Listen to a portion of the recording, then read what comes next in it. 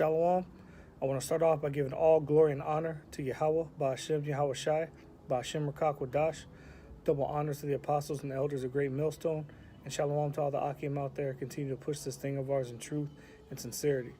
I'm the brother Manatazach, and I just want to share a quick testimony that I had the other night regarding the war in heaven and the deliverance of the elect. To start off, this vision I had was very intense. I woke up in a cold sweat, and I had a migraine. Usually when I have dreams and visions, I don't normally wake up, go to sleep, and go right back into the same dream. That's what helped me to understand that this was something serious, because I woke up 2 or 3 times during this vision, and I jumped right back into the same scene, the same scenario. Now, I've only been in the truth for a couple years, and at least once a year I'll have a very intense vision like this. And at first I wasn't going to share this openly, because I don't want brothers to think I'm trying to exhort myself or try to big myself up. I'm trying to be very careful in this thing of ours, because I realize how important, how serious this is. So I'm just trying to stay in my lane, basically do what I can to help the Akim and help push this truth.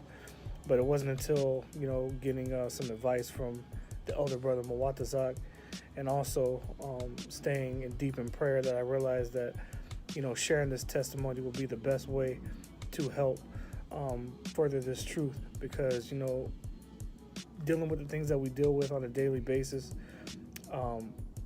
and trying to fight this fight, sometimes we need words of exhortation and words of hope.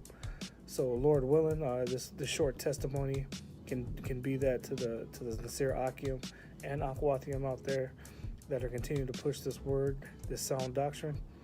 Okay, so without further ado, to jump right into it, basically it started off that we were all on a beach. And when I say we, I mean mainly the different camps, Greatmillstone. The different camps from Chicago were all there, Dallas, the GMS Los Angeles camp, Mississippi. We were all at a resort. Back in the world, I used to travel a lot to like Cancun, different places in Mexico. And this is what it reminded me of, white sand beaches, tropical blue water, a nice resort. We were all there. And all of a sudden, we looked up in the sky and we started seeing chariots.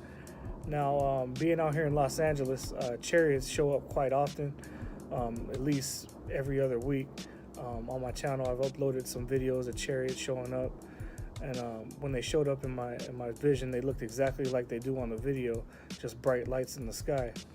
But as more and more Akim start to look up in the sky and notice the chariots, they started to be more and more frequent. They started to show up and get closer, and they all had different designs.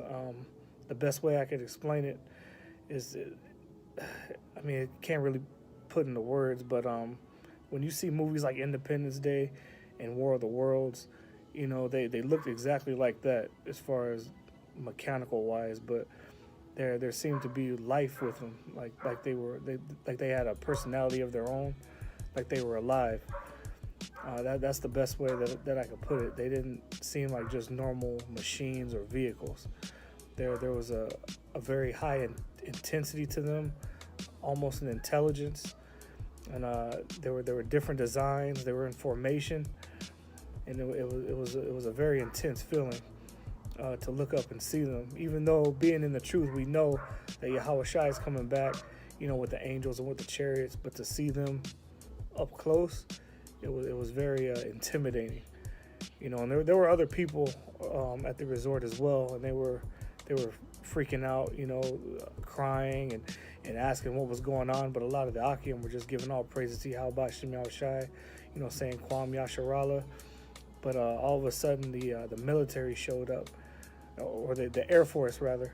They started to try to shoot down the chariots, but the chariots don't move with the same laws and physics that a normal aircraft would. They defy the laws of gravity, the laws of physics, and they alter reality. It's the best way I could put it, because a lot of the missiles would just phase through the chariots and hit opposing U.S. forces. A lot of them would just disappear right before they hit a chariot. The chariots would disappear and reappear. Just the type of things that they did, defied reality, and it was a crazy sight to see. The whole heavens were full of this battle, and even Esau and his technology, he was bringing out ships and different jet fighters that looked like